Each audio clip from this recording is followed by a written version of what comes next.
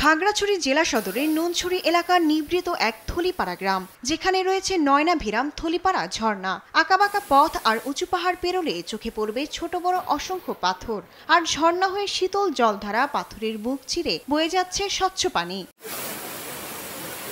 এই পাথর আর পানির পথ ধরে কিছু দূর এগিয়ে গেলে দেখা মিলবে ঝর্ণাটির। প্রকৃতির লোকে লুকানো এই সৌন্দর্য দেখতে আগ্রহ বাড়ছে স্থানীয় দর্শনার্থী সহ পর্যটকদের। এত সুন্দর মনোরম পরিবেশ, মনোমুগ্ধকর, শরীরের সকল ক্লান্তি দূর করে দেয়। অনেক লম্বা, চারিদিকে পুরা সৌন্দর্য দেখা যায়।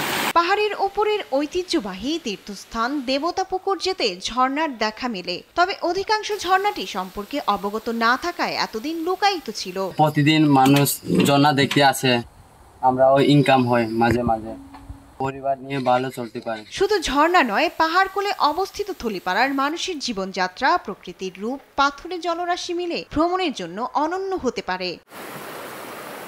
শায়লা খান, নিউজ ডেস্ক, দেশ টিভি।